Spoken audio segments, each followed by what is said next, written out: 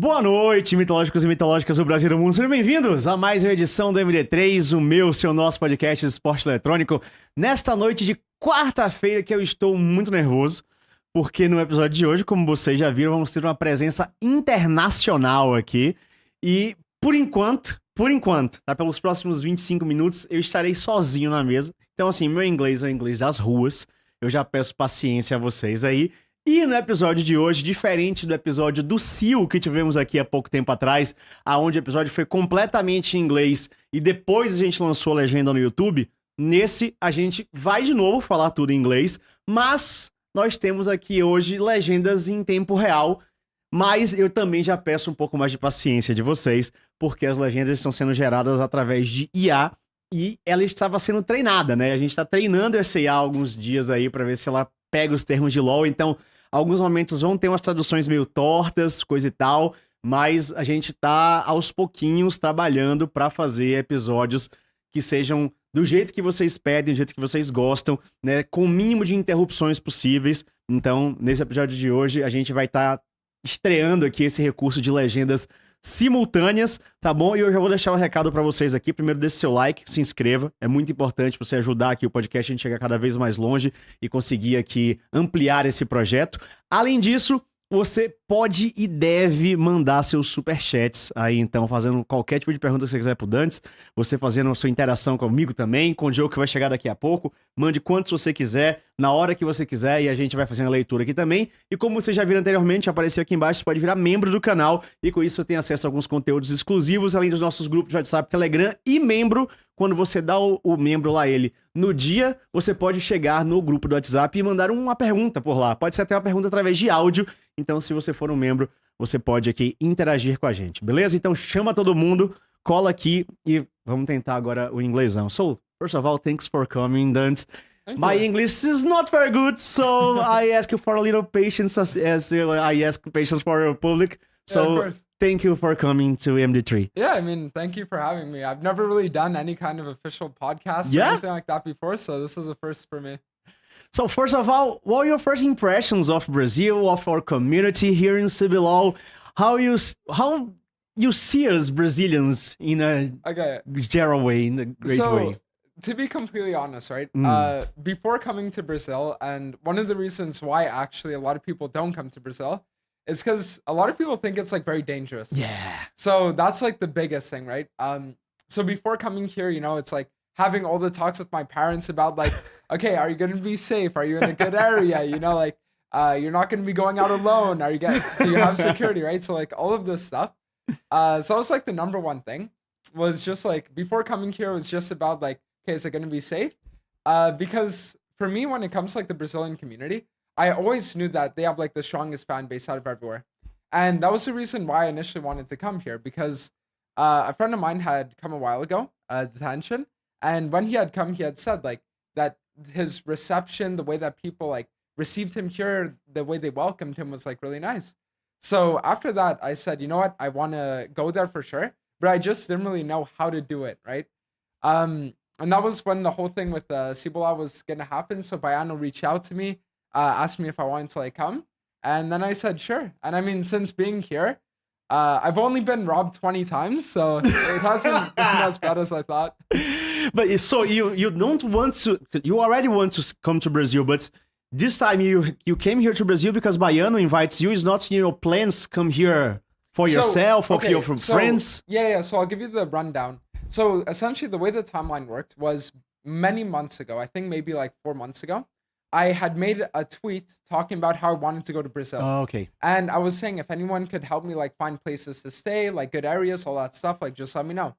So around the time I made that tweet, Baiano reached out to me and he said, listen, I can give you recommendations of places to stay. So like a lot of people think that he paid for us to come here. He didn't. It was just like, we still all paid for all our stuff.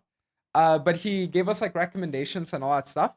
But he said, if you want to come around like this time frame, that we could play in the CBLOL. So I had delayed my trip to Brazil by a few months so I could come for the CBLOL. Okay, so you have the desire to come to Brazil. Yep. And you met this desire with the championship. Exactly. And then you reunited the other 4 players? The other 4 streamers, or they want to come to Brazil yet too? So the thing is that I had talked about coming to Brazil for I think like 6-7 months now. And when I used to talk about it, there were like certain streamers that would say like, oh, like if you ever go, let me know. So that's why the people that we ended up coming with, a few of them were people that were planning on coming to Brazil like around the time that was coming. And then in Tarzane's case, you know, it was just like I reached out to him and I said, would you want to come with us to play in the championship? So a little bit of a mix of both between that. When you arrive here, you feel the Brazilian community embraces you. They watching your streams, they interact with you, and you expect that to receive them from the Brazilian community. So initially, right at first, I wasn't expecting it because like I remember the first day that I got here, like my first stream and everything, you know, like all the clips that were getting posted, all the things that people were saying, like it took me by surprise, honestly. Because normally when I go to like other places, right? Because I've been to Korea, I've been to Europe, I've been to all over the world almost. Yeah. Normally when I go there, it's kind of like you have to make your own hype, you know? Yeah. Like you have to make it yourself. You have to be like, you have to get other people interested. And Brazil was, I think, the first time that it started off right away with the Brazilian community themselves, like giving you that hype, you know? And then being able to like carry it was, it's been fun so far. You think it's a real move to the other streamers in around the world come to Brazil because the Brazilian community is amazing. It's huge. The numbers are incredible, and this passion it's beyond every other community in the world. So you think it's a normal move to see other streamers from the other regions come here to Brazil to enjoy and to use this community? Yeah, so I think that you're gonna start seeing it a lot more. I'm gonna be honest, because normally, especially what I've learned in the league community, is that people don't create; they just copy. Yeah. Right. So being able to come here and kind of like be the first people to come to Brazil, I think is gonna make it so that in the future you're gonna start seeing a lot more of like the English streamers. I'll be like, hey, you know, like in 6 months I'm coming, in a year I'm coming. You know, I'm sure for the next CBLOL, you guys might have more than one team that might not be as problematic as ours. So like I'm sure that it's like kind of opening the floodgates to a lot more people coming to Brazil. About these problems you say about your team, we have some how can I say that, some situations of your teammates and expected TF Blade, and I don't remember the other one, but the people say they are toxic in solo queue. Yeah. In some cases, even xenophobic. Yeah. What do you think about that? So, I know what you're talking about, right?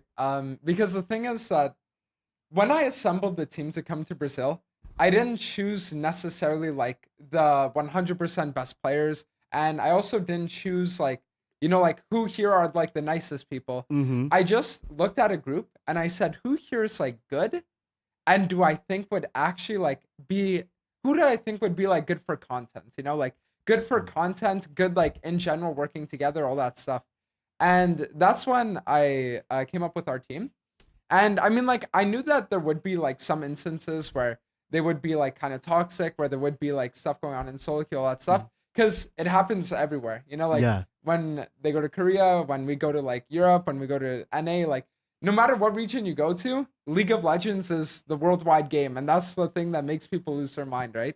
But the one thing that I will say about the team is that whenever there was a situation that happened with any of the teammates, where like something happened in solo queue and then like there was like people talking about it, every single time we would always have like a team meeting, and afterwards that would stop. So I think that for a lot of the team, it was kind of like they just needed to get used to a little bit, be able to see like, oh, that's not okay. And then once it happened, they kind of like locked in, and then they were able to have better attitudes going forward. They know they do something wrong here in Brazil. They see they fail in these attitudes, or you see they say it's okay. So every time that we had a conversation, right? Because a lot of the time what it would be the people from Ilha das Lendas that would tell us like, hey, there's a situation, we need to talk. Yeah. And then every time that happened, because it happened twice, we would have a team meeting, everyone would talk, and then the person who was like, it was directed towards, they would always be like, okay, I won't do it again. And after that ended up happening, I noticed that, like there weren't really any other posts, right? So like those were like situations that happened in the first couple days. And since then, no one's really been saying much because like they've understood, okay, there are some things I can say and some things I can't say, Yeah. And it's just about finding that line and then knowing not to cross it again. This is important because you, as a foreigner here in Brazil, you have a way to think, a way to act. But when you come here in Brazil, we don't have the same mind. We have different customs, we have different cultures. So you need to adapt here in Brazil. It's difficult to you to understand how we work here as a community, or how we work here as League of Legends players, or you think is the same in North America? So I would say like the biggest difference is it isn't necessarily in like what's expected of you. Yeah. Okay. It's more of a thing where in the past, if streamers go to Korea, they're going to play in the room for 12 hours a day on the server, right? If they go to Europe, it's the same thing. But over here was different because it's like we're playing in a community tournament representing another content creator, right? And that was like the difference between everywhere else. So I don't think it's a thing of like Brazil has different expectations. I think it's just that we came here with a different, like, almost like a different rule set because it's not, like you're just representing yourself, you're representing the team, right? Yeah. And once people kind of got that and were aware of it, they all became better from it. So I'm happy with where things are at right now for the most part. And the people here in Brazil see you like the captain of this team. Yeah. And not only the captain, but the the responsible for the team. Yeah. You see yourself in that position, I have to take care of the other poor kids here in Brazil. All things is over me. You think something like that? So for me, it's like a very weird position to be in, right? Because a lot of the times when you have a captain, the captain is like clearly better in some way, right? Like either they're the most skilled, either they're the most like famous, like whatever it might be. But for me, it's been a bit of a weird situation because I feel like the people I came with are my equals, right? So I think I'm equal to the people that are here with me. And as a result, it makes it hard a lot of the time for me to be able to like say, yo, do this, don't do that, like you can't do this, you have to do that, because I just view it as like we're 5 guys that are almost like responsible for ourselves. You know? And that's why it's been a hard adjustment for me, where even sometimes, we'll have like team discussions and people will expect me to like take the lead and talk. But I view it as a thing where it's like, yeah, but we're all the same, like why do I have to be the one to take the lead? So it's been like a little bit of a difficult kind of adjustment. Yeah. And it hasn't been that great, but I'm trying my best. So the other 4 see you as a leader, or they don't have this? It's so shut up and let us do whatever we want. It's less thing like I'm less of the leader, I'm more of the annoying little brother. Okay. That's the thing. So they just see it as like a thing where it's like, oh, the little brother's talking again. When's he gonna shut up? So I mean, I try my best, but you can only do so much at the end of the day. Because in live you have a sum of arguments with the other guys sometimes, and someone is very hard, very intense. Yeah, so that's the thing. Like even sometimes, in person, we end up getting in these like big discussions, having these like big issues, and it's hard, because you have like 5 people that come together that all feel like they're good at the game, that all have things that you're show staying together, the 5 or each one of in different house. We're all in the same house. Holy shit. Yeah, so that's why it's like your girlfriend too? Yeah, she stays in my room with me, so I'm so sorry for you. Yeah, so a lot of the time she's like more the caretaker, like she talks to people like, oh, how are you feeling? How are you okay? Your manager. Kind of, yeah. You need to receive for that. Exactly. So when you come to Brazil, you come to because you want to and because CBLOL. Yeah. But then CBLOL was canceled. What's your first thing you think when you heard about that? Was your reaction, whoa, how's the CBLOL is canceled? Yeah, so the first thing was, oh shit. Because at first we didn't know why the CBLOL was canceled, right? We just got the news like, oh, like they're canceling the tournament, and our initial thing was, why? So we ended up like figuring out more about the situation, and then when we realized it was more of a thing of like where Baiano couldn't really handle it at the time with like the mental pressure and then like issues with the formatting as well, issues with like some of the teams, issues with people calling for like our elimination, for example, that it was just overwhelming for him. Then it was kind of like we got together as a team and we said, what's next, you know? Because we weren't sure like, do we stay here? Do we go? Whatever. So I kind of sat there and I was like, okay, at the end of the day, we came here, we've been practicing for weeks, and I still want to show that we have something to show for it, right? So I sat there and I was like, you know, it can't end like this. You know, I don't want it to just be now that, oh, like we're all playing our solo queue and doing that and then just like see what happens. So that's when I said, don't worry, I'll take care of it.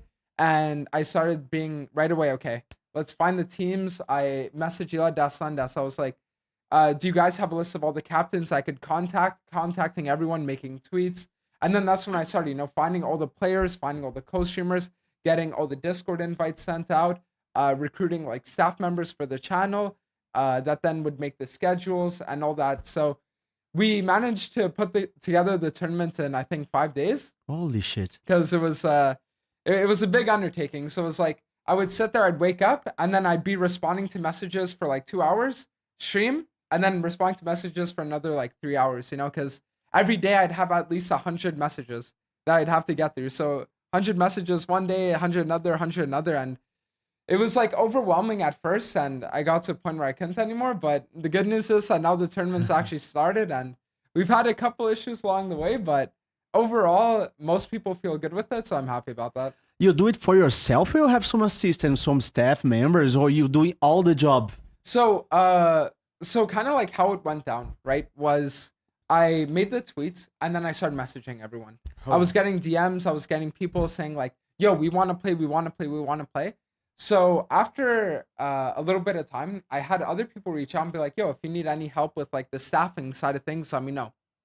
So when it came to actually getting all the players in the Discord and when it came to getting a lot of the co-streamers, when it came to like getting the graphic designers, all that stuff in the Discord, that was all me, right? So I managed to get everyone a part of it, managed to recruit everyone, do all that. And then once everyone was in, that's when the staff members kind of took over and they were able to like make the rule sets, deal with any issues, find subs for teams that needed them. And then they kind of take care of like the small things, you know? Yeah. So it's less stress off my shoulders, which is good. But I'm still in like the kind of like head position. You asked for some assistant from Ilha das Lendas, Baiano. They offer something to help you in the organization of GRINGOLÃO or no? So when I messaged them, they sent me like lists and all that stuff. They were able to kind of like reach out and they helped me as much as they could, right? Because at the end of the day, they have the MSI co-streaming obligations. Yeah. They have their CBLOL Academy, right? They have like a bunch of things that they have to do as well. So they gave me all the assistance that they could, and I was able to do something with it, so it worked out well. So they don't get too upset because you created the GRINGOLÃO and say, how the fuck you're stealing our idea? No, never. That's never happened. Not at all. Because the thing is, at the end of the day, Baiano does it for the community, right? Yeah. It's like, he just because a lot of people think that, oh, they stealing her idea. This never happened, guys. Yeah. Yeah, so just like to make sure everyone knows, the biggest thing is that it's not like us versus Baiano. Yeah. It's just us trying to do something that we just wanted to see, you know? Because we came to Brazil with the idea of like, okay, we're going to play in the tournament and all that stuff. And then when we weren't able to, we were just like, well, we spent all this money to come here. Yeah. We all committed for 6 weeks, 7 weeks, whatever it was. And we need something to show for it. So that's why it wasn't like we tried to steal the spotlight from anyone. It's not like there's any bad blood. You know, we had a lot of Ilha das Lendas people actually over at our house a few days ago for a pool party, you know? So, yeah, so the thing is like, there's no bad blood at all. And I'm just hoping that maybe one day in the future, we can end up doing something with Baiano as well. But unfortunately, it won't be the GRINGOLÃO, but we'll see what we can do. So with all this attention came a lot of love and a lot of hate too. So how to balance this situation? Because when we already speak about that here, part of the community see that comportment in the solo queue and ask you to, not you, but your team to leave, to have this classification, and then you create Gringolão and have a lot of love of the community, say, oh, thank you for this. How to deal with this love and all this hate and to find a balance between this? Yeah, so I mean, it's hard because I feel like a lot of the time, a lot of people forget that at the end of the day, like, I'm only a person. Yeah. You know, like, I'm just a guy, 22 years old, that decided You to, have 22 years old? yeah, 22. Holy shit, I have 38. I'm an old person. Only a little older. A little. Yeah, so that's the thing. It's like at the end of the day, I'm just like a 22-year-old guy that doesn't know how to do everything perfect, you know? Yeah. And obviously, throughout my life, I'm going to make mistakes. Throughout my life, I'm going to do things that I shouldn't do. I'll do things that I could have done better, maybe. But at the end of the day, everyone makes mistakes. And the issue is that when you're a content creator, you get to a point where, you know, people view you as a content creator rather than the person, right? Yeah. And then they just think like, it's almost like watching a TV show, you know? When you watch a TV show, you kind of think to yourself like a scary movie. You'll say, why did the guy go in the basement? Why didn't the guy do this? Why did the guy do that? But at the end of the day, you know, when you're in the moment, you're not thinking about everything. You're just like doing what you think is right, you know? So the whole like Gringolão thing, all that stuff, for that, it was just me doing what I thought was right, you know, like trying to kind of make up for all the people that got this hype and try to find a way to channel it, try to get international eyes on Brazil and also like Brazil eyes on like the rest of the world too. And I mean, up to now, it's been okay. But you're right. There's like that hate that you just wish wasn't there, but it is, and you just have to live with it. And when you announce the Gringolão, how the world community see that? It's something, someone talks with you, say, whoa, what you doing? What's happened here in Brazil? Because here in Brazil, we don't know what the other parts of the world think about us. Yeah. How can you, what you can say to us, how the world see Brazil? So, are you talking about from like a League of Legends perspective? I'm guessing. A League of Legends perspective. So if you want the honest answer, a lot of the people, I think before we came to Brazil, they viewed Brazil as a very bad region. Yeah. They saw it because like, you know how you have sometimes these smaller regions, right? Where it has like smaller player counts and they're just not really that good. Like, let's say, for example, you think of EUNE, right? Like there's a big server EUS and then the EUNE that's like the little brother. Or in NA, we have NA and then there's LAN, you know, that's like the small region. Or I guess in Brazil, you guys have LAS, right? That's like the small region of Brazil. Yeah. In a way. So that's why it's like a lot of the world viewed Brazil as like, oh, it's just like a little region there. Maybe you can get like, you 100% get challenger. The players probably aren't that good, whatever. But I think when we actually came to Brazil and then playing against all these players and watching like people like me, for example, or people like Yamato or people like Detention, you know, like these challenger players that got challenger in other regions come to Brazil and, you know, it's not easy, you know? So I think a lot of people are putting a lot more respect on Brazil. And a lot of people are starting to say, you know, Brazil's a lot stronger region than we thought, right? So I think that from solo queue perspective, people probably value Brazil rank a lot more than it used to be.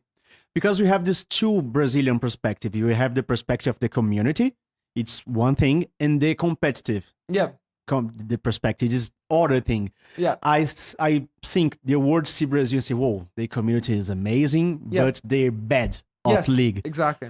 So I don't really know if the world know the power of your community. I don't know if they really knows the community of Brazil is amazing or it's a shock when they discover that. Yeah, so no, I think definitely, because I still remember at one point we were doing a scrim against the team Eternals Protagonistas. And, you know, like Yamato was sitting there playing against Curtis. He's saying, how the hell is he doing that? You know, like Mono Champions power. Yeah, exactly. So I think a lot of people are really starting to realize, you know, like Brazilians are skilled and Brazilians are good at the game. And there are definitely some people here that are challenger that could 100% go to other regions, get challenger, get rank 1, become these like crazy, even maybe if not CBLOL, then LEC, LCS players, you know, like there's a lot of talent in this region. You see CBLOL before you came here to Brazil? You know about sort of competitive or never see? So the thing about me is I never really keep up with any competitive things. I kind of just like, I might watch the World's Finals, you know, but I've heard about the stories about Brazil going, and then people get hyped, and then they lose all the games, and then it's like next year, and then the next year happens, and then we're gonna win, and then next year. That's my life. For the latest 10 years, that's my life. It sucks, dude. But yeah, when you see the reality here in Brazil, you say you surprise me with your gameplay. It's hard to tell something about it, but what do you think is missing from Brazil to go beyond in the international tournaments? So keep in mind, I don't really have a lot of experience watching pro, right? Yeah. But I have a lot of experience as a player. And I think the biggest thing is confidence. Because the thing that Brazilians have to understand, and this is like the biggest thing, is that when you're sitting there and you're a professional player and you know you're representing Brazil, and you know how much the Brazilians want to see you succeed, how much they want to see you do great, how much they want to see you go crazy, when you're playing that game and you make one mistake, you're sitting there and you're shutting down. You're thinking to yourself, no. Again. Yeah, not again. And then, you know, it's like, so I think honestly, it's just like so much pressure that's on the backs of only 5 people that they just can't really do it, you know? Because even me, when I play in my tournament, you know, sometimes I look at my gameplay and I think to myself, how am I playing like this? Like, how I know to play better. How am I playing so bad? And then you realize it's just like when you're sitting there and a lot is on the line, it all depends on how you handle that stress and that pressure. And if you can't handle it well, you could be the best player on the planet, but you'll never be able to show it. And because we have only one spot in the world, one team represents all the Brazil. Yep. In other leagues, other regions, LCS, LEC, they say, we have 3 teams. If we fail, Fnatic will going well. Yes. G2 is going well. Here it's me and only me. So this is... joke. Such a fan. Thank you. So here in Brazil, we have only one team. And I think this is much more pressure than the other regions. Yeah, because that's the thing. When all of your... Because even me, I've been seeing, right? Like, I'm a guy that over the last few years, you know, I feel like I've had a very open connection with my community. And I feel like I've really been able to get like a community that likes me for me, right? But even now, it's like you're playing the games and then seeing all the comments of you're bad, you're horrible, Holy you know, like you're not good at all. It's like you just think to yourself, like, Jesus, you know, like, and it just adds this level of pressure and this level of like self-doubt and then lack of confidence that afterwards your gameplay just takes a hit. And when you're right, you know, like when you're the only people representing an entire region, then there's a lot on the line. Yeah. And especially, you know, because like LCS, LEC, they don't even beat the Asian teams, you know, like when they're going against China or Korea, they're losing. So that's why it's like there's a lot of pressure on them to succeed. And I think once they get that under control, it'll be a lot better. We have a lot of... Então dá uma boa noite primeiro. Boa não? noite. Good night. So, let me say in my part. Welcome. Like, I don't know what he told you. Yeah. I don't know if you know who I am. I don't know. He's a League of Legends coach of the Academy of Pen Gaming. Yes. I messaged you. Yes, you messaged me. Yes. I got blocked, sadly. Because the boys were hyped to play. Okay. But, yeah. That's another subject. But, yeah, like before, you were known from Brazilians at all. No, now everyone knows you. Yeah. But I am a fan from before. Really? Yes, and this is not the not the you I know. I know you from the root, the root streamer. Okay, yeah. All the yelling and all the Yes. Originality. That's the thing. Yes. And I always told them like that you're a guy that I like to watch because I know it's when you get to the cameras you're like someone else because there is the audience there's the game, there's all the heat, but you are a guy that brings something new. Like all these streamers nowadays, they bring the same things over and over again. Yeah. And what I appreciate about your stream is like being original, trying to do new things every time, and the Twitter posts too. They're good.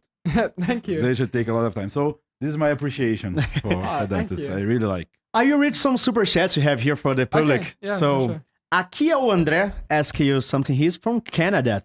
Okay. Yeah, he sent some Canadian. Seu inglês tá money. melhor, tá? Yeah, by Eu English. não sei o que is você improved. fez. It's the necessity. Can you tell us something you noticed only in Brazil that you haven't seen anywhere else in the world, both in the real world part and the League of Legends aspect? Most important, how is the food? Okay. So, okay, I know this.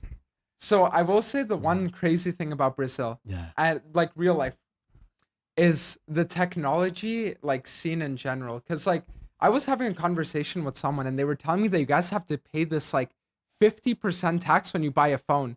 Cause one of I don't know the percentage, but it's Yeah. a lot. Something and, like that. And that's why like everyone I see, they tell me they're like, if you're ever in public, don't carry your phone. Yeah. And I was hearing this story at one point. I was talking to Tukoi, and he was telling me that his friend was in the Uber with him on his phone, and a guy comes on a motorcycle, takes it out the window. From Tokui? Yeah, no, from his friend that was sitting next to him. Oh, see, Yeah. you see that happened? He saw it and he told me. Oh, Yeah, It happened to shit. me really. sometimes. Yeah, that's why. Like, It's very normal here in Brazil. Don't use your cell phone in yeah, Uber. because I'm telling you, I've been many other places, and there are people that they'll like pickpocket or stuff like that. But to just go and grab it, I've never seen that. It's a grab and they break the glass and grab it. It's not only if you have your windows open. If your windows are closed, Oh, he really? yeah, he grabbed the windows and They took try your to phone. share the window. But this is because not of the cell phone itself. The cell phone has some value, but Yep. they do that because of the bank apps. Because they know how to Oh. hack the stuff, and then Oh, since okay. Brazil, it's you now know what Pix is, right? Yes. So it's really easy to transfer money on Brazil. Okay. So if he gets your phone and it's not blocked, he will transfer all your money Oh, Jesus. in a matter of seconds. Jesus. Any aspect of food, you like something different The here? aspect, the meat. I will tell you the one thing. Everyone who comes Yeah. here love the meat. Like, because the thing is, we go to this like steakhouse sometimes and this Yeah. other place where the Brazilian barbecue. Yeah. And the meat is just insane. You know, like you never see anything like it. We've tried other things too. But yeah, by far the meat is top tier. And the most different thing you eat here. The most different thing we ate here? Yeah. Ah. Something you don't like, say, what the fuck? Today I ordered a poke bowl. Okay. we but ordered- poke is normal in the world, no? Okay, so you know how normally a poke bowl has rice? Like at the bottom there's rice. Yeah, that's Yeah. rice. In mine there was like quinoa at the bottom. And I was Oh, sitting you there, can choose, Kano, yeah. I was sitting there, I was like what is this? You ate sushi here. Yes. You like it? The sushi was actually good. Seriously? Yes, so we went to these two sushi restaurants, and both of the sushi restaurants were actually like insanely good. Yeah. You know Seal, the coach from Rival Cage? I know. He hates Brazilian sushi. He hates so much. Ah, but It's a he's- real he's hating. Asian, so He Yeah. hates Asian. everything. At the end of the day, you know, he says he hates it. I say I like it. My opinion, I will take that one. You know, so it's Ok. good. Let me see another question here. E só pra falar pra vocês, galera, de novo, assim, eu acho que vocês estão reclamando da legenda, eu super entendo, tá? A gente tá testando, mas vamos... Se tiver muito ruim pro pós, a gente vai colocar outra legenda por Sim. cima, tá? Mas fiquem E, tranquilos. inclusive, a gente tá Aí, trabalhando. talking about the subtitles. Ok. from- A gente tá trabalhando numa solução final que tá chegando aí. Eu conversei com o Takeshi já, que é um dos operadores, e em breve a gente vai ter. A gente tem um plano, mas que não deu tempo pra agora. Exatamente. The next question, we're here. Paulo César say, good night to the table and to Dantes. Congratulations for the Academy, Joko. I'd like to know what Dantes thinks about Yordles. What? You have something. I know. You I know. hate Yordles or something like that? Wait, I'll let you explain it then. No, I don't think No, listen. You explain. You No, explain. 'cause- You explain. so- No, no. You I don't know, hate I the don't know, little I don't know, I what? don't know. No, so the thing is that for me, I have amnesia, so I forget. So that's You have amnesia too? Yeah. Oh God, I don't know. I don't know this history. I want to know now. Okay. So you want the honest answer? Yeah, the honest answer, please. Okay. How much can I say on this podcast? Everything. Anything. Okay. So pretty much a few years ago, right? Mm. I started doing TikTok. And when I started doing TikTok, I tried to find a way to get my name out there. Right? Okay. Because I was like, how can you sit there and get your name known? You know? So what happens is I'm thinking to myself and I'm like, the best thing is controversy, you know? Like doing Sure. something controversial, like that's fun. But it needs to be a controversial where it doesn't actually show anything like bad, you know, because like obviously people that like do bad things, you know, like if they're racist, homophobic, right? It's Yeah, yeah. controversial, but that's a bad controversial, right? So I thought to myself, I'm like, what's something I could do? And then that's when I had the idea. Ah. And I started just going on for weeks talking about how I wanted to fuck Fuck yordles. yordles. I just sat there every day. So the reason why was because I called myself the yordle impregnator. Yes. And back then, this is like 4 years ago. And I used to have like 200 viewers, right? And I would sit there and I would make TikToks of me like getting Lulu pregnant. Like I like going in her house, she cheats on Timo with me. And then like she has this like little half yordle hybrid baby. So I sat there and I just became known That's as... what I told you. He was original. You know? What the hell? That's original. So that's why for like a year afterwards, people just called me the yordle The fucker. other fucker. Yes. You're together in this time. No. No. Okay, then. The beginning was the best part of it. But so that's the funniest thing. So at the time, I was like talking to someone, right? And they saw what I was posting. They were like, "You need to stop." And then they You told need me- a treatment. Yeah. So then she sits there and she tells me, she's like, "You can choose. You either do the yordle TikToks or it's me." And I kept doing the TikTok.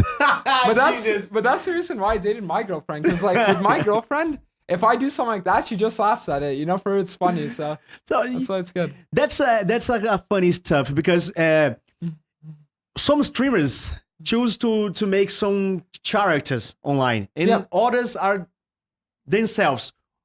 What's your kind of way to streaming? You create a character, you act different as you're living, or you are yourself in your stream? So if you want, so like the thing is, the funniest part is like people always ask that question to my girlfriend. Yeah. They always say, they're like, how is he off stream? Yeah. You know, like, what's he like?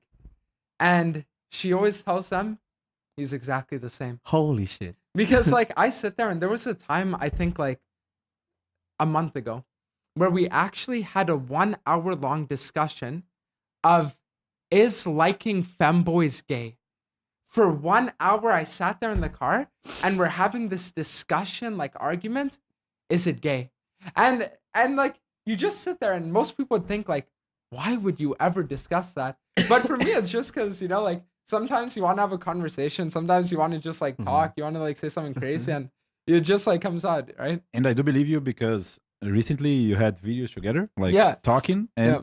you can see that you are being yourself. Like she's being herself and you're being yourself. So Yeah, no, that's why it's fun because being able to sit there and not have to put on a mask, right? Because that's my thing with relationships, especially, is that I always told myself that if you have to put on a mask to be with someone, Yeah, then they it's never like you for you, they like you for the mask. Yeah. So that's why you always have to be like yourself, and then if they like you for it, good. If not, find someone that does. But the genius part is that sometimes if when I say that I like your stream, Yeah. I watch a lot. Like nowadays, a little less because I'm overworked Yes, many of course. things, but especially like 2-3 years ago, I watched a lot. Oh, really? And yes, like quite a lot because I always Okay. find it funny.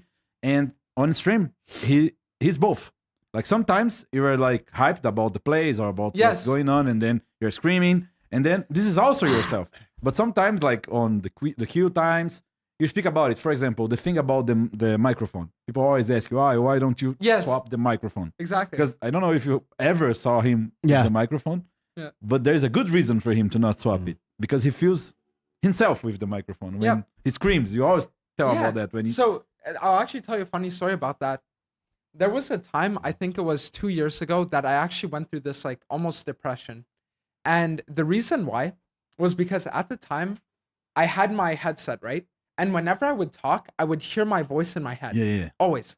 So like if I talk and I say something, I hear it playing back to me. With delay?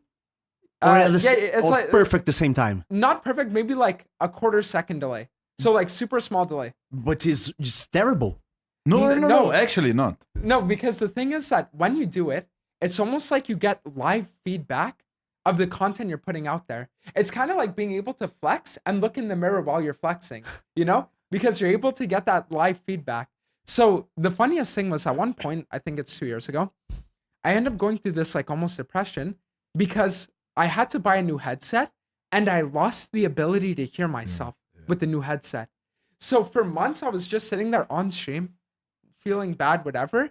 And then one day I get another headset, I start hearing myself again, and I'm like, oh, I feel good now. And just like that, like being able to 180 completely. You know? Because being a streamer is a very different and very new profession. Yep. And a lot of people say you doing that, and a lot of streamers doing that, and say, this is easy. I will sit there, I will open my stream, I will open my camera, my microphone, and say something, I play something, and everyone will like me. Dude, saying as a internet person, I can't do that. For 1, 2, 3 hours, you guys are on live in 5, 6, 7, 8, 9 hours and create a persona and interact with your chat. It's insane how you can do that in the way you can do that. Why you choose to be a streamer in your life? It's something you always wanted. It's something to drop in your life. Yeah, so this is actually a pretty crazy story. So what happened is I was 17. And at the time I had a friend and I would always play League, right?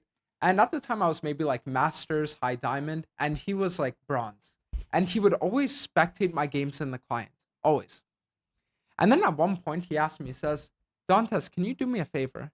Can you start streaming so that when I watch your games, there's no delay? So I sat there and I was like, I never thought of doing it before because at the time I played on like a 30 FPS laptop. But I was like, you know what? For you, I got you. So I sit there, I make my Twitch account, I start going live. And at the time, like no camera, no setup, just like playing on a thing. And the way I would read chat in the game, because I only had one monitor, was I would have my phone. So my phone would be on my Twitch, watching the stream, and then I would just do it. And then after a month, I started to like really enjoy it. So I was like, you know what? I like doing this a lot. And that's when I like ordered my first ever setup and started doing it like a bit more consistent. And then a few months later, COVID hits and then everything goes online for school. So then I was just able to stream more and more and more. And then that's when things kind of started to really solidify as like me as a streamer. Because one of the things about me is I've always liked being able to like make people laugh, like you're in a public setting, being able to kind of have a bit of attention, right?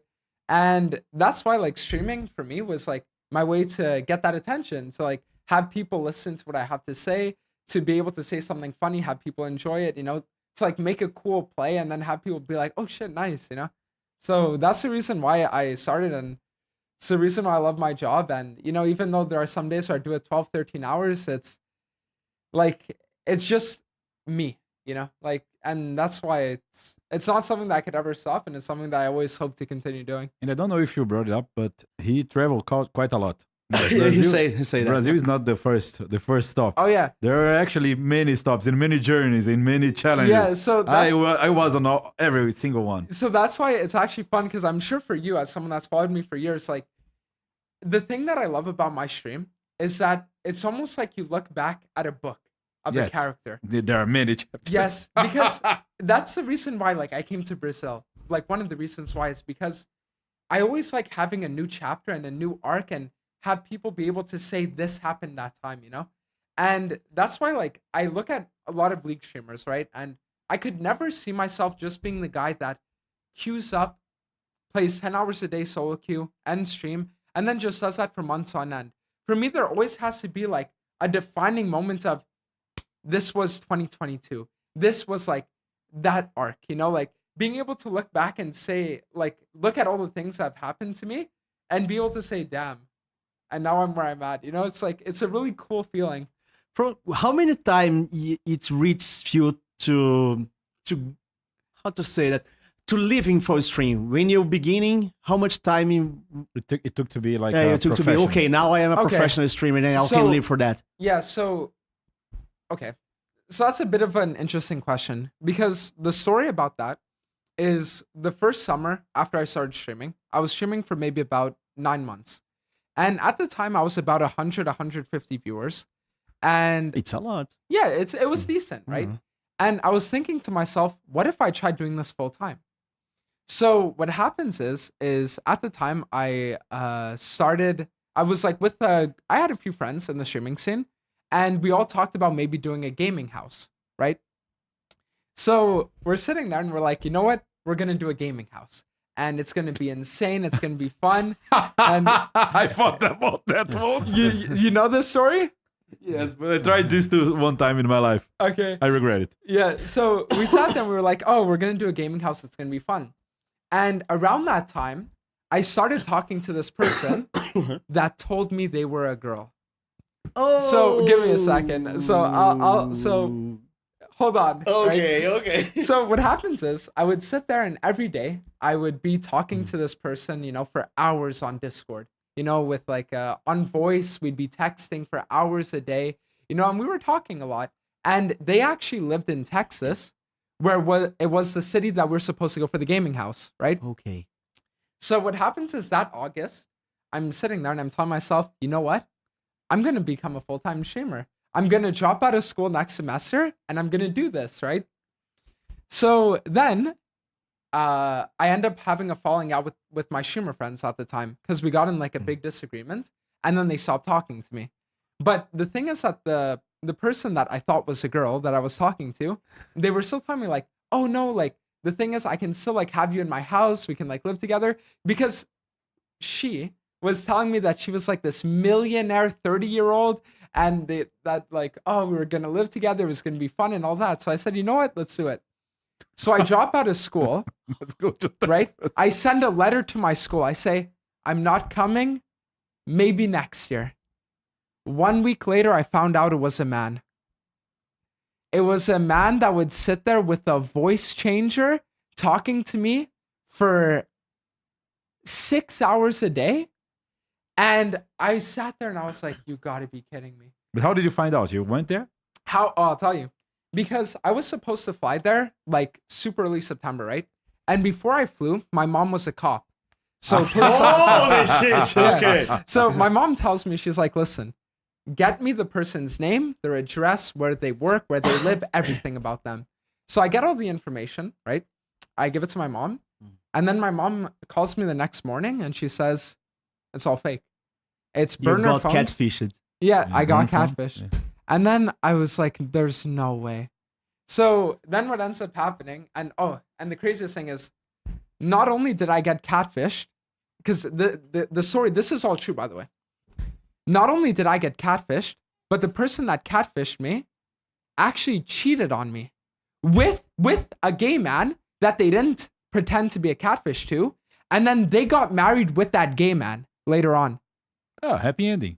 Yeah. For him, not for For him. us. I mean, So it was like happy ending crazy for him. because like they sat there and they stopped talking to me because they were talking to someone else. And then with that other person, they were like, hey, I'm actually a guy. And then they end up getting married like a year later.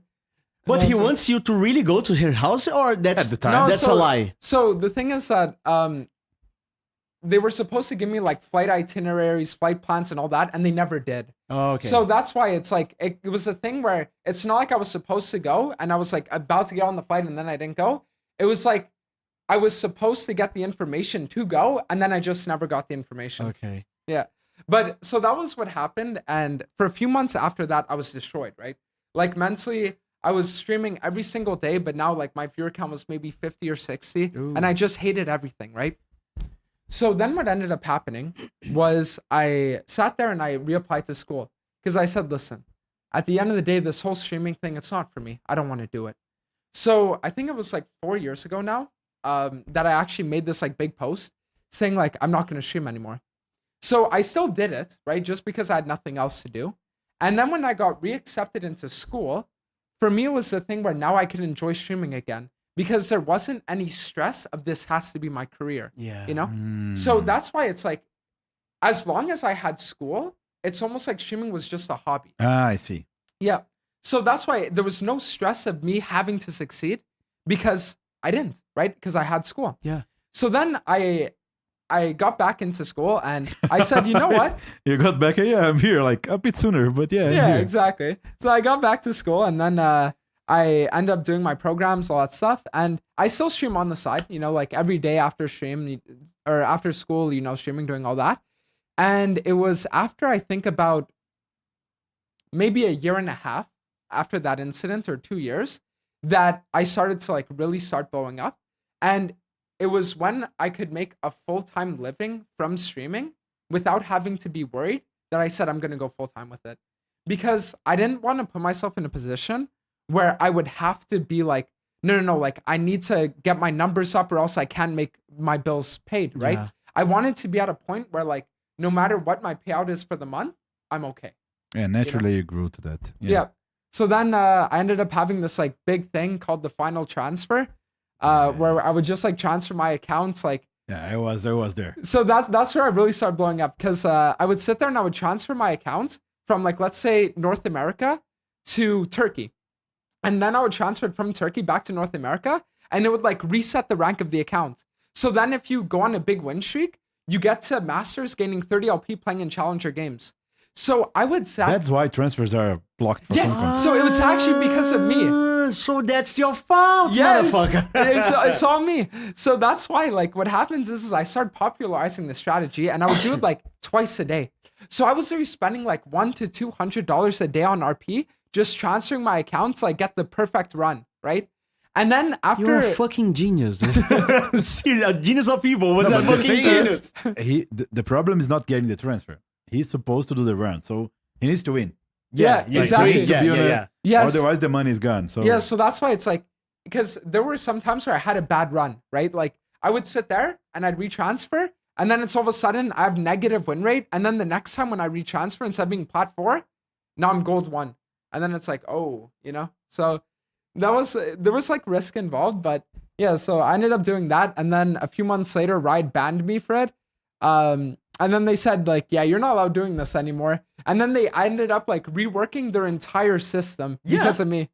No, but they banned permanently your account? Kind of. So what happened was, so the way that, because I used to have an account called Doenal, right? Okay. And then that account ended up getting permabanned. And the reason why was because when I started doing the final transfer, it was like a lot of fun, right? And it was all good. And then the last day, so then the last day of the season hits, and I think to myself, what would be fun? So I found like a bronze viewer, and I put him in a challenger game on the last day of the season, almost like Vocorvo. Yeah. So I literally turned a bunch of little like random silver Twitch shatters into Vocorvo for a day. And when I did that, Riot was Zeusing their mind. They're like, we can't allow for this. So what they did was they permabanned my main account, and they said, oh, we're banning you for account sharing. Yeah. And then I said, I never account shared. Well, like, why are you banning me? So then they said, okay, well, true, you never account shared, so we're only going to 2-week ban you. And then I was like, wait, what? So 2 weeks later, my account gets unbanned, and then I do like transferring more and more, and then they ban me again. And then they make it permanent again. And then I say, why am I perma-banned again? And they say, oh, well, we're actually going to reduce it to 2 weeks. But the reason why is because of transferring, because you're transfer abusing, which wasn't even a thing at the time. Yeah, that's not rule against exactly. that. So then I was like, okay. And for a few months, I had my accounts. And then what happened was there was a time like way later on, because I would still transfer other accounts because they wouldn't ban my other accounts, right? And then there was one point where every single account that I had was in placements, every single one, because I would transfer and then lose, and I'd say, okay, I'm not playing on this account again. And then the only account left was my main account. So I sat there and I told myself, you know what? I already lost it all. It's time to lose my main account too. So then I transferred my main account. An hour later, it's permabanned, and then I haven't gotten it back since. Holy shit. You're like Al Capone. They're just waiting for you to make a little mistake to ban everything. This is just the beginning, because all this, he was like showing on Twitter and everything. Yep. Like, everything that happened, he was posting. And this is just the tip of the iceberg. Yeah, This is the Twitch part. The Twitch part is way worse. Oh yeah, because The Twitch part is way worse. So what happens is, right, is that part of the reason why at the time I was like really, really depressed when I got my main account banned was because my name on Twitch always used to be Doenal. Yeah. Always. I was always known as this. And then what ends up happening is one day, I sat there and I started calling out high elo win trading in NA, right? And I would say like, hey guys, like there's win trading, there's boosting. do something about it. And it was rampant because Yeah, like it was like every game there'd be some guy doing it. And I was like, it's enough. So for 5 days straight, I'd make tweets about it. I'd say, this needs to stop, it needs to stop, it needs to stop. Then randomly, as a coincidence, right? Coincidence. Twitch indefinitely suspends my account. And they said the reason why was because I had an inappropriate name because they thought Doanel meant do anal, Sim. right? And then I sat there, was like, Mandei até em espanhol. but then I sat there. Sim. you just bugged him. I said for sim, 1 and he said second. yes. So then I sat there and I was like, I've been streaming on this account for 2 years and now you're going to ban me for my name? How? So after like 12 days of being banned and them not telling me anything, I managed to get in contact with a literal worker from Amazon that was able to say, you know what? I think I can help you. And he ended up helping me get unbanned. But when I got unbanned, they renamed me to Do Bleed Purple. Because they sat there and they said, oh, his name is Do Anal. So then they changed my name to Do and then a random Twitch emote like Bleed Purple. So I could have been Do PogChamp. You know? Yeah. So then I sat there and for like 2 or 3 months, every day I went live with the name Do Bleed Purple on Twitch. Like, keep in mind, like I was a guy where my branding everywhere was Doanel. YouTube, Twitter, TikTok, everything. And then randomly Do Bleed Purple on Twitch. So then after a few months, I was able to get the name Dantes. And then once I rebranded to Dantes, I started feeling a lot better. And then that's when I started to like kind of come back in and like have a better mentality. And then a lot of other things happened. And then I ended up like coming back on top. Yeah, the thing that was revolting for me, like the part that this was awesome, by the way. Like it was terrible, but the Bleed Purple part was It's just like unbearable, makes no sense. Literally. But the part that made me way like sad when I saw was the part that you wouldn't be given partnership, even though you were one of the biggest streamers at the time. I don't know if you are a partner now. Nope. I think he's still not a partner. Why? That's know. for me the They So never complete- saw. They never tell me. So for the he last applied every time. He tried So many times. I've been applying since March of 2020. So it's been almost like, it's been 4 years now that I've been applying. I've applied 25 times for Twitch partner. My highest recorded viewer count ever was 26,000. And I've been averaging thousands of viewers for like 2 or 3 years now, right? And every single time I apply for Twitch partner, they always tell me, sorry, we can't give you partnership at this time. Every time. For years. So I'm right now on Twitch. I am actually the, I think, 6th or 7th biggest affiliate on the entire website. Makes no sense, right? No, that's making no sense. You never speak with Twitch employers. I never got access to. What the Makes no fuck? sense, right? That's Yeah. making no sense at all. I mean, Twitch sometimes gets like a ball. I will to ask you people. about the future of Twitch, but with this Well, answer, Yeah, but I'll tell you a crazy story. So I have a friend, right? And at one point, my friend, he was applying for partner. And he would always have, I don't know if you know Melanie Martinez, the singer. Yeah. And he would always have pictures of Melanie Martinez on his stream because he loved her. And at one point, he applies for partner. They say no. And then he says, why? And then they tell him, well, the reason why is because the guy that was doing your partner application doesn't like Melanie Martinez. So he doesn't give you partner because he doesn't like Melanie Martinez. And then they sent it to another guy to review. And the other guy was like, okay, we partner you. So that's why with me, it's weird because like I've talked to hundreds of people, you know, I've talked to like organizations. I've talked to everyone being like, can you help me get partner? And everyone says, yeah, we'll look into it. We'll see if we can help you. And then like a week later, it's just like, yeah, no, you know, and it's like, I just sit here like, you are in maybe one some day. kind of blacklist in Twitch. It's always- I think there's the That's this the list. only He's the only reason. name of the list. That's the reason. I never heard about that anyone else. Like, I mean, if you try to go as a Twitch partner, probably at the first one time, 2 times, normally they refuse. It's very, very, very rare for them to actually like insta accept someone Yeah. nowadays. Yeah. At the past, it was easy. I'm a partner, you're a partner, so you know. I'm a partner on the Twitch, and I never streaming. And Yeah. I become a partner before I become a streamer. Yeah. I never do a stream in my life. Yeah. I They gave you become a partner. Yeah. They give me a partner, and then I start streaming. Yeah, well, that's So it that's makes why- no sense. This is the part that when I see that, Yeah. I get super sad because I mean, you're one of the biggest streamers right now, Mhm. like for sure on the platform, and your content. I mean, there are some things that Yeah, I like the reason I think they don't give you the partnership is Yeah. because sometimes you know about the Yordo thing, about the the mom thing. There Yeah. are some things that Yeah. Is I think- that the reason? The person who give a partnership in Twitch loves Yordos, maybe, and then but no, It it's could because be. of yeah, yeah, yeah. Yeah, it's your channel This is there. his channel, yeah. that's it. you don't have 900 the purple Yeah, check. there's no purple thing.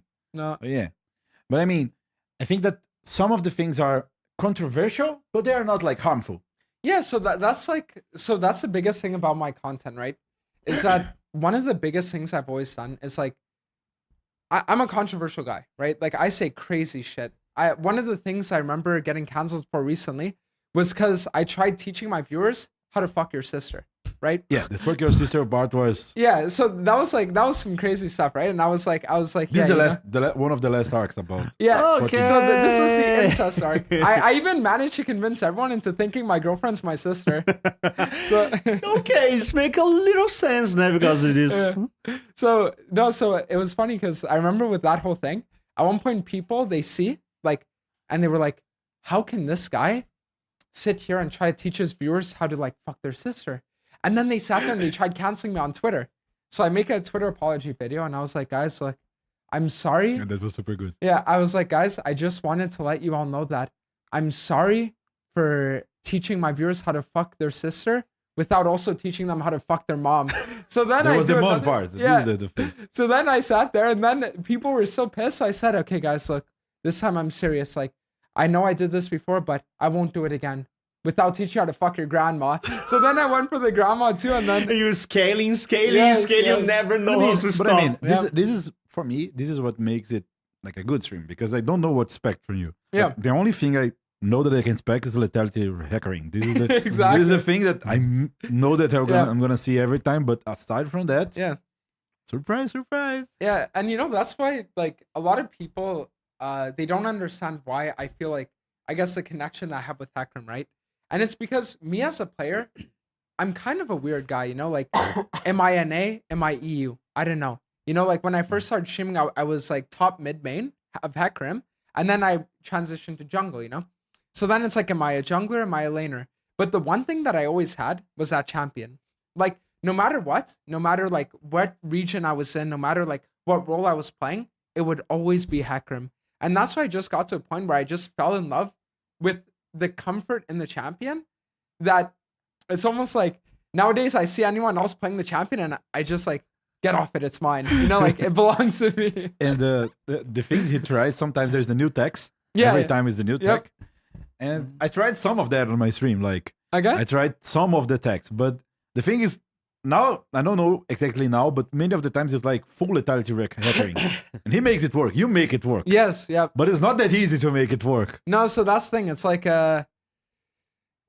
you know, at one point when you see some people and they're transporting like 100 plates, you know, and they make it look easy, but then you're sitting there and you're like, I play video games all day. How can I do that? It's the same thing with me. And like sometimes I have these like crazy hacker builds that people will look at and they'll say that's a bad build, but then I'm stomping every game with it, and then people are like, oh shit.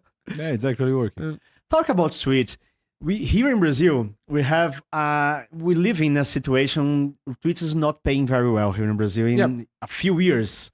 So yeah, and we have an interview with the CEO of Twitch. I don't know if this the Twitch CEO or the Amazon CEO. I don't remember.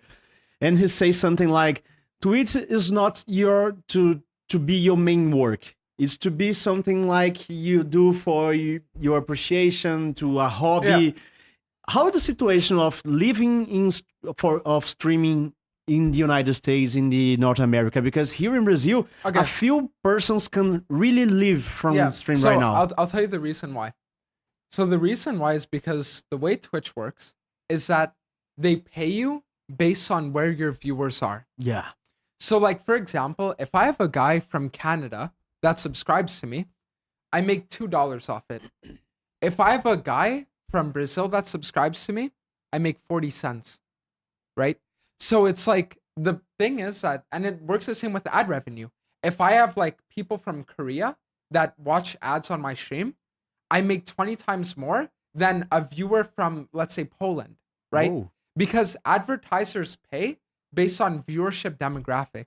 So the thing is that at the end of the day, it all depends on where you are. And that's why I'm sure if you were to ask a lot of Brazilian streamers, when they went to Korea, because I know a lot of them did, Yeah. how much more money did they make if they ran ads too? They'll probably tell you like it was a lot, you know?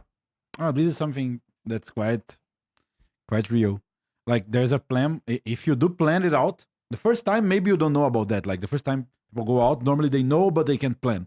But you can actually plan yourself out to go and make a lot of money if you Yeah. do plan it. Yeah, exactly. But to be a streamer to be a streamer in the United States it's a normal job today. It's viable. Yeah, but again, you have to understand that it all depends, right? Like, everything is always going to be dependent on like Viewership. your viewers, Yeah. you know? Mhm. Like, for example, I remember with me and my girlfriend, right? When we first started dating, I think like if you were to compare the month before we started dating versus a month after, her income dropped by a lot and my income dropped by like half, you know? Sadly. Because like the thing is that a lot of the time as a streamer, the people who are going to give you money are the people that are going to say like, it's almost like you're my streamer, you know? Like, let's say you're a girl, it'll be a guy who wants to date you that thinks if he gives you enough money that you'll send him a picture of your panties, you know? So then the thing is that when you enter like, when things happen in your life, you know, like you enter a relationship, oh, all of a sudden your income takes a hit, right? Or let's say people really like you, you know? And then you say, oh, my family member is like dying, then people might give you more money. You know, if it's your birthday, people might give you more, you know?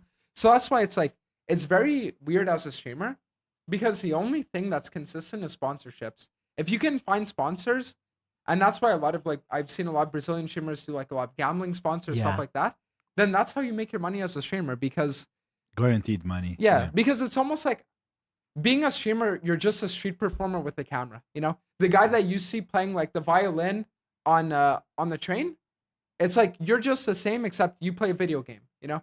And you're just hoping for like the generosity of people. And if there are some things that happen that make it so it's less, then you have to find other ways to do it. So like sponsors or stuff like And that. this case that you showed about your girlfriend is like extreme when you think about Korea, for example. Yeah. Like the idols, they can't even like, even if they date, they can't date because if Yeah. they do, Yeah. like Oh yeah. all the fams says, "Oh, I lost him." Yes. Yes. So- And you need to it's just- apologize if someone discovers Public you are apologizing. dating. yes. Yeah. Yeah. Yeah, no, so- because I like- know many streamers here in Brazil, like girl streamers, that they actually Yeah. date normally pro players and they keep it.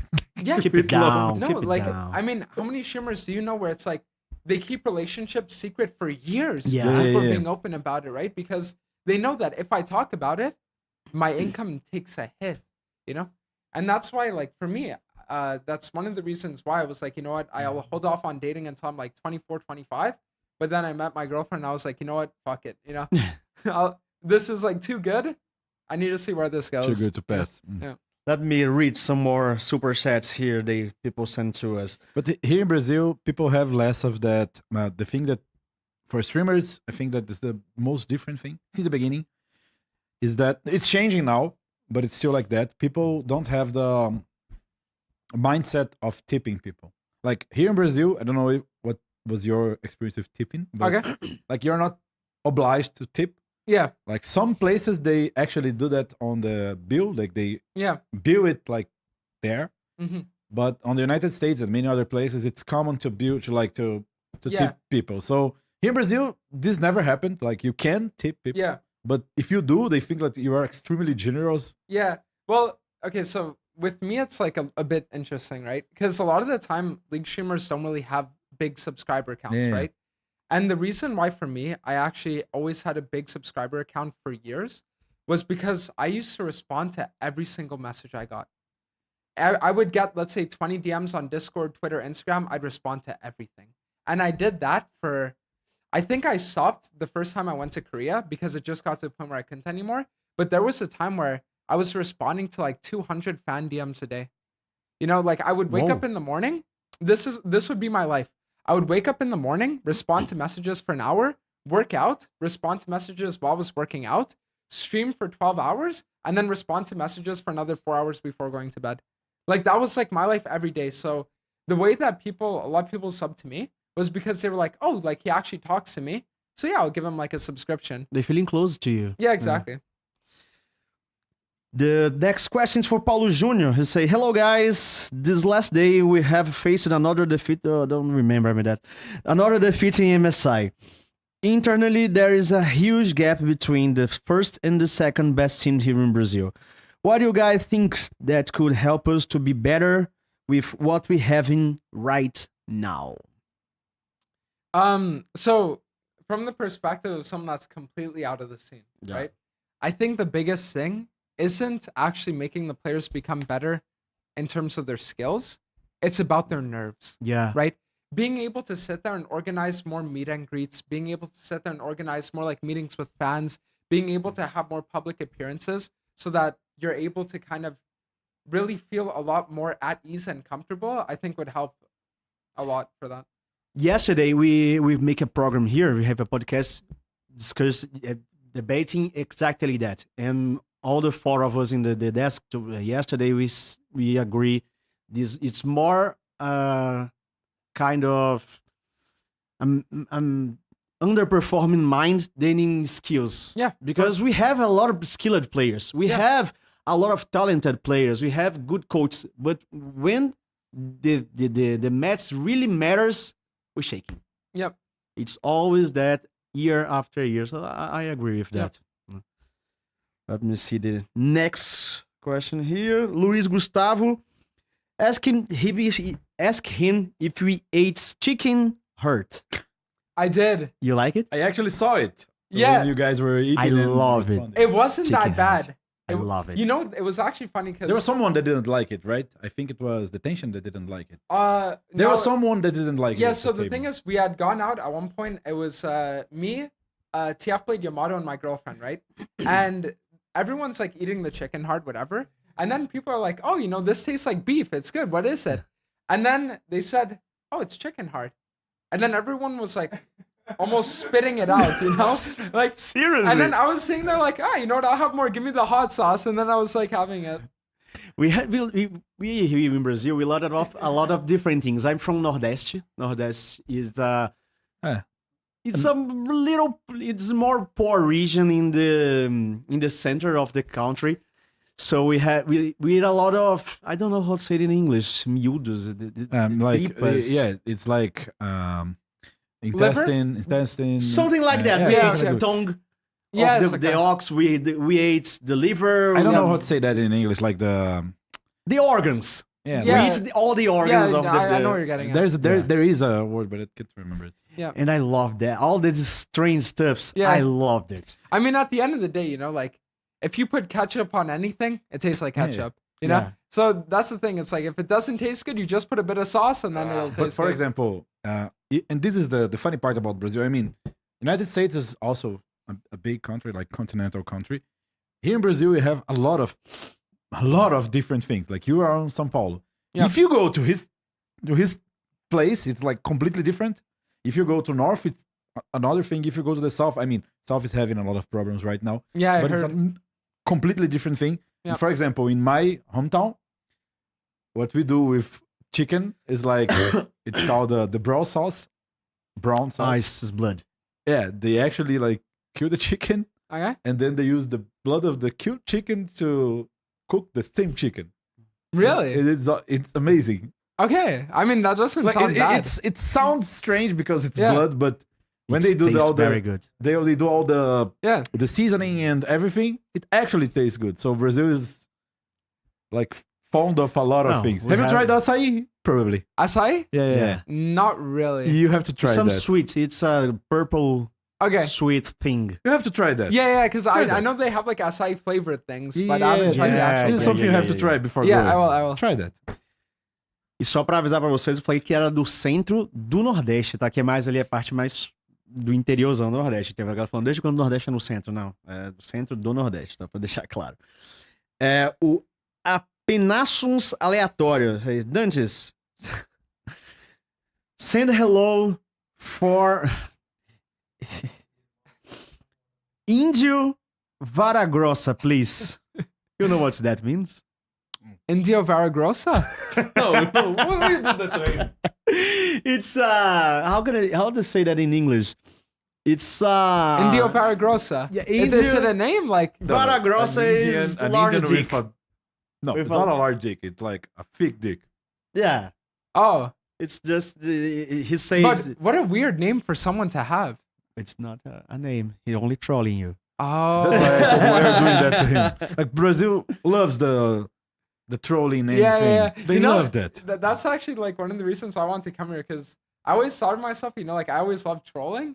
That I'm sure the viewers would like. Brazilians are the ultimate trolls. Yeah. They I are- don't know are- the name for that in English. In Portuguese, we say it's jogo de palavra. Yeah, it's like there's also There's a name for that, but it's something.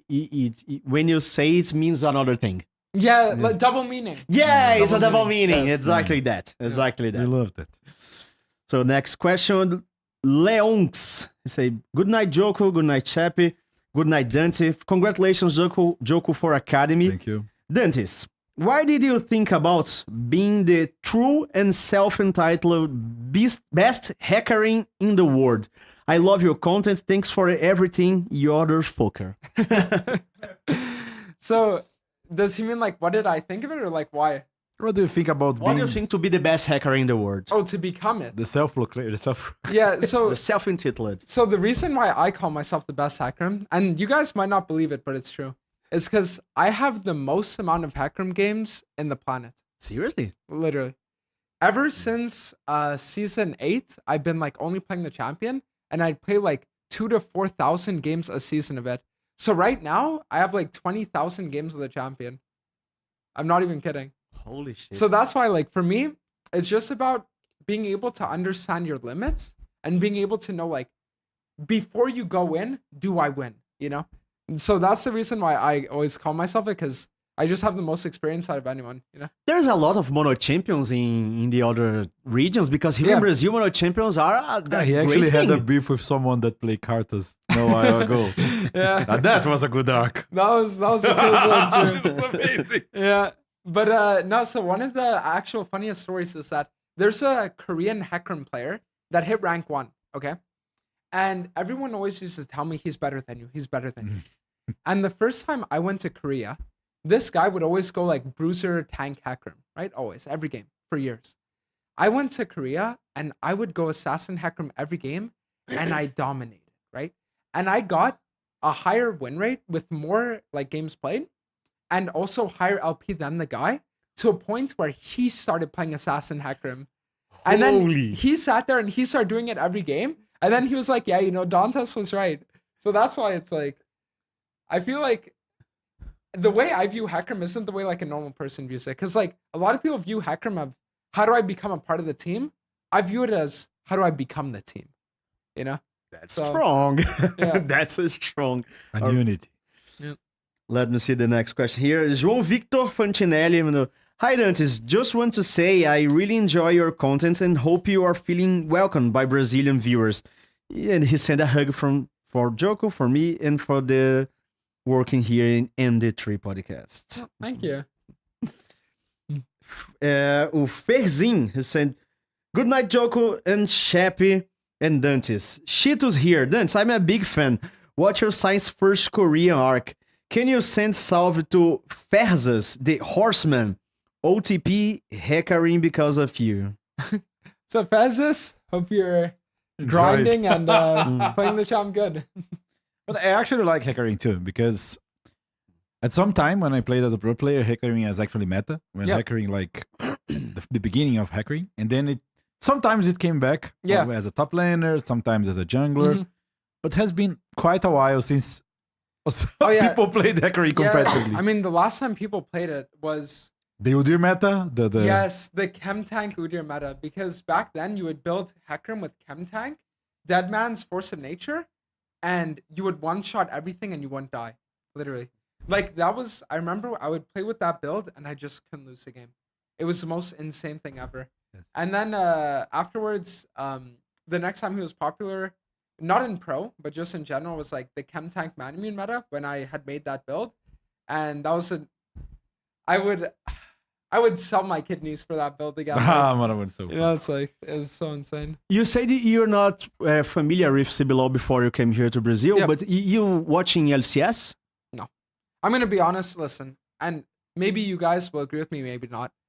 The problem is that I feel that over the last few years, teams have become so obsessed with the idea of winning that they forgot their team identity. Oh, yeah. And in NA, it's what it is, you know? Like, the problem is that you have these teams and you say, who are the players? And it's just 5 people you don't even know. Yeah. You know what I mean? It's like you come to Brazil and you look around and there are 5 people and you have one guy from America, one guy from Korea, one guy from Europe, another guy from like Thailand, you know, and then you say, yeah, this is Brazil. But it's like, is it? Like with NA, I feel like they just sat there. They brought in so many imports. They brought in so many roster changes every time that no one can really get to know the players You have to anymore. connect, yeah. Yeah, and if you can't connect with the players, why would you care?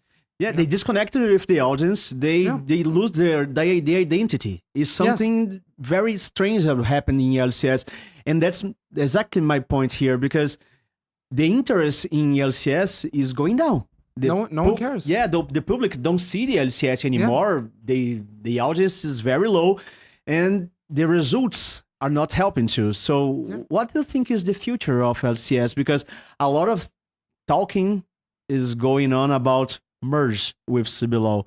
What do you think about that? You think it's a good move for Brazil? It's a good move for USA? I don't like this move for us here in Brazil. So the problem that I could see with that is that the issue is that if you do, let's say, a merge between LCS and CBLOL, then both of them lose their identity. Yeah. And then the people that supported each of them won't feel as strong for this that like came together, right? I think the honest play for LCS is they sit there and they start getting content creators. Honestly. Like, how insane would it be at one point if LCS says every single split, we're going to have, let's say, 2 teams, right? Like 2 teams that will just be content creators. Just content creators. And then you have content creators that play for a chance to go to MSI. People would explode with interest. Explode. Because all of a sudden you get to see a team that has, let's say, Tarzan as jungle versus a team that's Dantes as jungle, you know? You get to see It's like amazing. you get to see Tyler 1 that could go to MSI. It would get 500,000 viewers. But the problem is that they won't. Because they're too lazy, they don't care, and they just Actually, if your name is Baiano, maybe you're gonna try it. Because when I watch LCS, when I see the North America today, when I talk about esports, I don't see any identity, any appeals. It's flavors. I know, I see that and say, who like the LCS today? Who's watching LCS today? No. They have idols there because the players lose power there. Yep. The influences in North America today is much more important to the region than the players. I mean, listen, at the end, you just need to look at it and you say, you know, why do I always leave? Why do I go to Korea? Why do I go to Europe? You know, it's because, like, at the end of the day, North America doesn't really have an identity. You know, it's kind of just like, it's a region that kind of wants to win and spends a lot of money for it, but at the same time, they don't care, you know? So, LCS, I honestly think that unless they do something crazy with content creators, it's dead.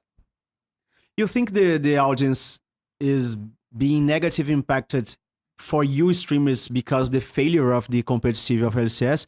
They lose interest in all the products of League of Legends, like streaming and other things in North America? So listen, when it comes to that, I will say one thing. Riot is the worst company when it comes to their content creators. Holy. And the reason why I say that is because why is it Baiano's job to do the CBLOL? Why is it my job to do when I'm in NA the Dantes Invitational? Why is it Drutut's job to go and do his like tournament in EU? Why is it on the content creators to organize these tournaments that are to bring hype for the community. At the end of the day, Riot needs to understand that them giving 30 content creators a couple skin codes every few weeks doesn't actually mean they're making an effort, because they don't make an effort. They just sit there and they want to look pretty, and then they want to say, hey guys, maybe we can feature your tweets on our LCS. But at the end of the day, they don't do anything for us. Everything that I built myself. And a lot of these like organizations, right, the tournaments and stuff like that, it was with the help of other content creators. Riot themselves, they never helped me with any of this. I got to where I was, not because of Riot, but despite them, right? And that's the issue. It's just that the second that they start actually embracing their content creators, the second they start actually taking this shit serious and giving us the tools that we need to really shine and be able to create amazing content, is the day that League of Legends starts contending as a top game again. Because today I think Riot puts in some kind of preference the esports. Yeah, all the force, all the issue, and it doesn't even give them anything. I'll give you an example, okay? It's like, imagine you have two babies. Yeah. Right? One of them, he just got his arms and legs cut off. I started laughing at the babies because of something, but go on. Okay, and then this is all on game, right? It's like you have two babies. One of the babies, his arms and legs just got cut off, and he was born deaf, blind, mute. Holy. So he's like a vegetable, right? And then the other baby, right? He's a perfectly normal baby. And then you sit there, you grab steroids, right? Are you going to put the steroids in the baby that has no arms or legs, or are you going to put in the baby that can actually grow strong? And the issue is that right now, Riot needs to identify that the baby that can go strong is the content creators. And the second they identify that and they shift their focus is the second that League can start going crazy again. Like, they're going like in a slow path, but I think that they are actually realizing little by little. Because, for example, the co-stream thing was something that, like, I'm going to take it to Brazil, to CBLOL, because it's what we are familiar with. But if I told Sheppy, people are going to co-stream CBLOL, like 2 years ago, what would you say? I will never believe that. Like, here in Brazil, it was completely impossible. Yeah. What's happening now. But actually, like CBLOL for CBLOL, and I think China too, they actually tried to give some, not steroids, they tried to give some pills to. Yeah. Just some pills. Like, that's good, but the thing is, I would have to see effort made outside of the pro scene. I see. The second that they make effort to say, we're going to organize a tournament, we're going to do this for you guys, we're going to do that, like, is the day that I would sit there and be like, okay, they're trying. Mm-hmm. But right now, all they give is skin codes. Mm-hmm. And I'm going to be honest with you, giving my viewer a beekeeper Teemo isn't going to, like, direct traffic to the game or make anyone like me more, you know? It's like, they need to actually give creators opportunities, and they need to do, like, more for the creators in general. You know? You think Riot is tunnel vision on esports? They only invest in esports, puts the efforts in esports, in the content creators. You do your thing on your own, and we can help you. So I think that's the direction they've been going for years. And I think that this year was kind of like a good shift in the right direction, because we're seeing that they're listening a bit more to like community feedback, right? With like balance changes, people are more active on Twitter, all that stuff. So I'm just hoping that once they start actually investing more in their creators, then it just like paves the roadwork for everything else, right? Because at the end of the day, the way that a game grows isn't through its pro scene, it's through the people that market it to a normie audience, right? Yeah. You travel a lot for the other countries and the other regions, but this is the first time you combine your content with another local creator like Baiano, Ilha das Lendas, or in the other countries, in the other regions, you do this merge job too? No, so this is the first time that coming into a new place, I actually like tried doing something with an existing person there. And what's the experience of you in this communication? Well, yeah, I mean, the communication was really good, right? Like, in general, he would always sit there, like his management team would always respond to me in like good time. They did their best. It just sucks that at the end of the day, we weren't able to participate in a CBLOL. Yeah. But just because we weren't able to participate in this one doesn't mean that there isn't a chance for in the future. We have a big one in the end of the year. It's in one of the greatest events here in Brazil, CCXP, the Comic Con Experience. Okay. We have in the end of the year, and the CBLOL is there. Oh yeah? Yeah, we have in in the events, 3-4 days of event, it's amazing. So Jesus. come back to the place. It's with like the us. San Diego Comic Con, but we have our like São Paulo Comic Con. Yeah, okay, gotcha. Really, really nice. Just a lot of people. Like Yeah, get used to a crowd. exactly. And you organize Gringolão right now. They are in the final phase right now. No, so GRINGOLÁO is a 3-stage tournament. First one is best of 1 round robin. Second one is a best of 3 round robin. And then the third one is like the quarterfinal semis. And right now we're in the second stage. So what's the greatest problems you face in the Gringolão? My players told me everything because before I come here. Until now. Yeah, so you wanted me to talk about the situation today? If you want to. You know about the situation? Yeah, he told me before we start. Okay. So, for everyone that doesn't know, pretty much the way that the GRINGOLÁO was supposed to work, right, is it's 14 teams.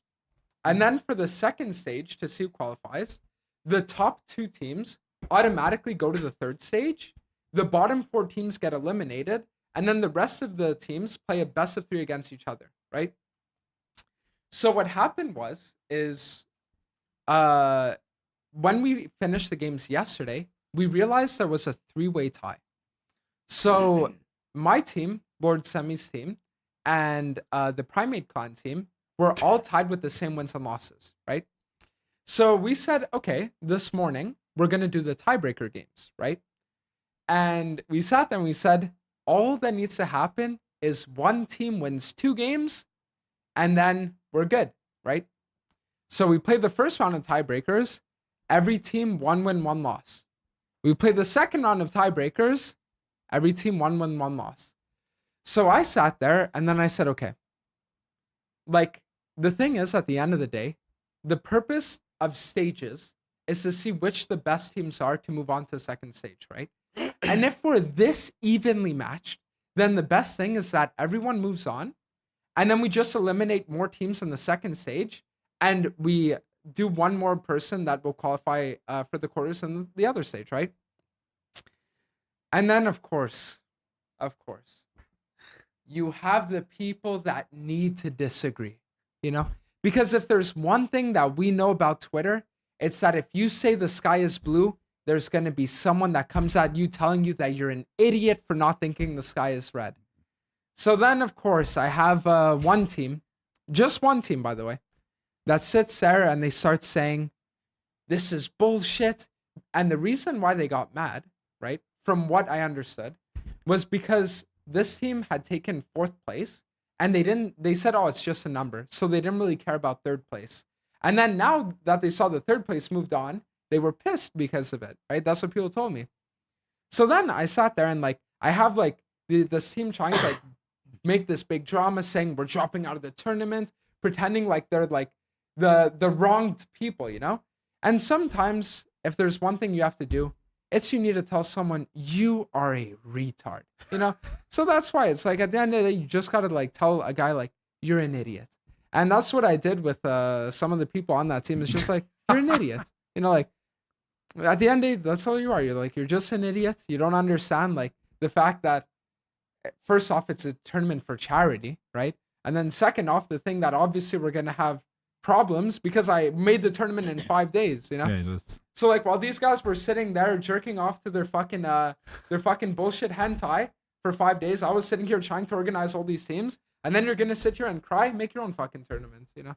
Holy. So that's the thing. It's like You know about this situation? Yes, because of my players from academy, they also love you, especially my mid laner, Quats. Yeah? And he always, do you see what Dantes did today? It's always like this. Let me show me. And then he shows. And then before coming here, I was at Spain. Then they said, you know what happened today? Come here. Take a look. And then they told me everything. They said, oh, this is a lucky day to be on the podcast with him. Yeah, no. But Brazilian people, they like to argue too, like everyone. Yeah. And Twitter, especially here, I mean, it's worldwide, but especially here, it's the social media that I hate the most. Yeah. Like, I have big numbers on Twitch. Chappie have big numbers on Twitch too, on Twitter. But it's just impossible, you know? No, that's why with me, it's like, whenever it came to Twitter, the reason why I always grew big on Twitter was because I just always trolled. you know? Yeah. And if someone would The sit polls there, are good too. yeah, Like, the posts are good. The Yeah, polls are but good too. that was like the reason why, because a lot of creators fall into this trap, right? Especially with Twitter, where they think if someone says that you're doing something wrong, that you have to apologize, you know? But you only really have to do that if you actually did If something you wrong. feel like it. Yeah. So that's why, like, I've had people that sit there and like they tell me like, how can you say you want to fuck yordles? You know, that's like horrible. And then I tell them like, yeah, well, midgets too. You know, and then they sit there and they're like losing their mind, brain short circuiting, because at the end of the day, people have the power you give them. And if you just tell someone you're not getting this power, then all they can do is just sit there and like bang on the door, but they get nothing out of it. In general, you are satisfied with this, the Gringolão, the way you're conducting the championship, what do you want to do with the Gringolão is what's your... Yeah, so the one thing that I will say is that I was like, in terms of international coverage of the Gringolão, Yeah. I'm like taken away. You know, like the amount of English streamers that are like co-streaming it, that are like talking about all that stuff, it's amazing. I was kind of hoping a little more for more of like also like the Portuguese scene to like get into too, like the Brazilian scene to get into it as well.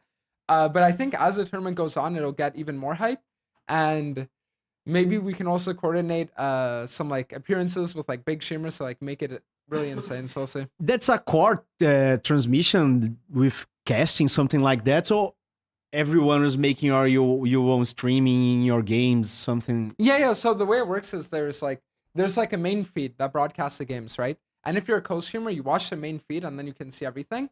And then if you're a player, you just put 3 minutes delay and you can stream all your games. You want to do Gringolão more times here in Brazil? You want to come back to make more improvements, tournaments in the future? So that's the thing about me, is that I never know, you know, because like I don't know where I'm going to be in like 2 months or in 3 months or in 4 months, you know, like it's kind of like from my end, I kind of just have opportunities that present themselves and I say, okay, I'm doing that. And then it could be like from 1 week to the next, you know, booking a flight and then like just doing this thing, right? So could the Gringolão happen in the future? I'd say hopefully not. And the reason why I say hopefully not is because the Gringolão was only meant to replace the CBLOL. Oh, Yeah, it's just opportunities. Right? Exactly. So if the CBLOL comes back and there's no issues, then it's almost like there's no issue, there's no need for the Gringolão, right? Actually, there's no need right now, but you can do something like that. Even not here, you can do that something like that on NA too. So that's the thing, is that You so, can join Baiana and make it Cebolão Gringo edition in the other country. Yeah, so I mean that would be like an interesting thing. 100%. It's just that for me, I'm gonna be honest, I don't know if I'm ever gonna do this whole like organizing thing. It's extremely It's taxing. hard to do. Yeah, because I was talking about it as well today with my girlfriend, right? And it's like you just sit there and you want to do something good for the community, right? Yeah. You just want to sit there and you want to say like, I want to give you guys the best content possible. And then when you sit there and you get shit on for it, I was telling Schnappy, it's like you go around and you give everyone money, and then some of them use that money that you gave them to buy the guns that shoot you. And then you're just thinking to yourself, why would I ever even do that again? That's the thing that happened to Baiano too, because in the beginning he didn't have like this team with him. Yeah. Because now, of course, he's like the frontman of everything, but he actually have a lot of people that help him, like doing everything you did by yourself. Yeah. And with her, like maximum. Yeah. And even for him, it's taxing. So yeah, like you're a guy that can gather people. This is one of your skills. Like you have gathering a lot of people from different backgrounds over the years. Yeah. So if you ever want to do something, you have that power, you know that. Yes, exactly. And if you want to do something on NA, like Brazilians would go all the way to NA. I'm 100% sure. Yeah? If you did that, oh yes, Absolutely. people would like flew over. Okay. I mean, we could look into it then. It's just that the problem is that when you're the main face of a tournament organization, especially, then everything bad that falls upon the tournament ends up falling upon you. Yeah. Right? Yeah. So that's why it's like, if you can share that responsibility with someone, Yeah. or with like a group of people, it's a lot easier than it just being like, oh, this bad situation happened, fuck you, you know? Yeah, it's smarter. You put a company as the face of the championship, not a person. Yeah, Because when something goes wrong, they got for you. exactly. Baiano is the guilty. You are the guilty. Yeah. They look for someone to blame on. Mhm. And the people think making a championship is an easy thing. Dude, it's very hard and it's very difficult because you need to do a lot of things. You are involved with a lot of persons, a lot of teams, situations, and you need to solve everything in that short period of time. It's crazy. Exactly. And when you can't do that, or if you not even can do in the possible time, they think you own them something about Because that's the thing, is that sometimes you have to make hard decisions, right? Yeah. And the thing is, you'll have one decision where 70% of the people will like it, and one decision where 50% of the people will like it. But then if you choose decision one, 30% of the people don't like you now. And it's like, you just sit there and you're like, damn, you know? You know, this is actually really true because they're saying like the messages, they're congratulating me for winning the tournament. But if you look back, like 2 years ago, when I was on Flamengo, you know Flamengo? Have you? I've heard of it. The red, black, and the red, black stripes. Like, Okay. football team. Actually, I'm gonna say it because it's like what people say. I'm not aligned with any football teams, but it's considered to be the most popular football team in Brazil. It's the most popular. Yeah, but people in Brazil, there are 3 things that you can talk about and people get mad. Yeah. One is football teams.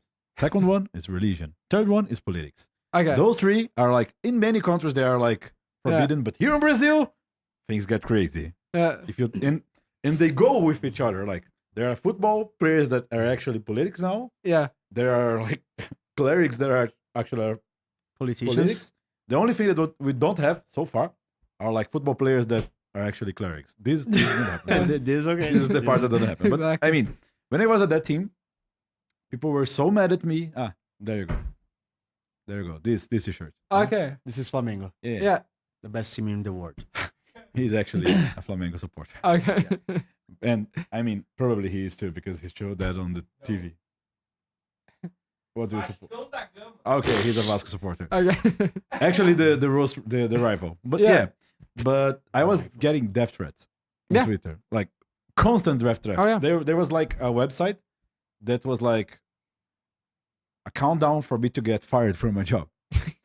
So Yeah. now people are happy, but they weren't happy there. Oh, trust me. The thing is, I know exactly what you mean because for me, like my position on the team, right? Every single day, I have to read comments like, "You're dog shit. You're bad." You know, like let Tarzan play jungle. Like, give your position. This one, Yeah, it's like, and the craziest thing is that I see even people say like, "Why is Dantes even in this tournament?" And it's like I'm the one organizing it, you I'm know? the owner of this shit. Yeah, it's like you're sitting there in your house and someone comes into you saying, "Why are you in this house?" Like, I'll fucking kill you in game, you know? Like I don't know, it's crazy. We have another question here. Guilherme Moraes mandou. Talking about Riot's focus, an impression everyone always had was not just investments, but balance was always directing to pro play. Now it seems they are shifting this focus. What do you think? What do you guys think about that? I mean, I think it's fine. I think the biggest thing though is that, I mean, pro play is a testament to that jungle right now is just like a support role. Yeah. You know? And that's why I'm glad because I heard that apparently they're buffing a next patch. Because like the thing is, and I'll tell you something that was kind of like fucked up, right? Is that when I did my first Korea trip, that was at a time where jungle was in a really good state and Hecarim was also in like a pretty decent state with the build that he had, right? And then after my first Korea trip, they nerfed jungle, they nerfed Hecarim's items, and then I think they nerfed they nerfed the jungle pet as well, right? And then I went back to Korea and I had a lot of like a lot of problems, right? And then people instantly turned it into a thing of like, oh, now that you're in a relationship, you're bad, you know? And the thing is that they just don't understand that when Riot sits there and they systematically like nerf a certain role, eventually you can't do the same shit you used to be able to do. Yeah. So that's why I'm just like really hyped for next patch because if they actually buff it, then it could really be really insane. the players that I work with say the same thing. That jungle right now it's like undertone, but I'm actually known as the love hater. You know that? What?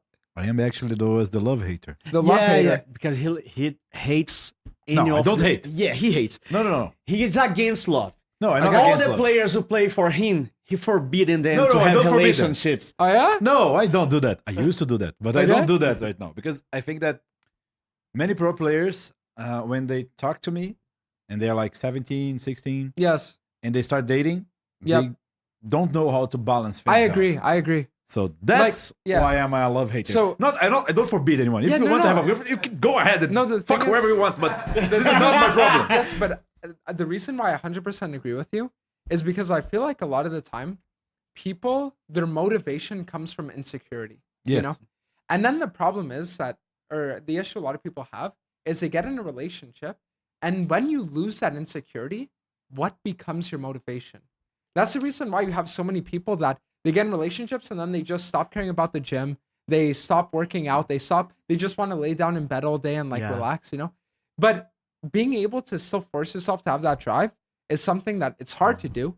But if you're able to do it, then you can push yourself to the next level. I had like players that worked with me that did well be in a relationship. Yeah. There's no problem on that. Mhm. But But you normally, hate them.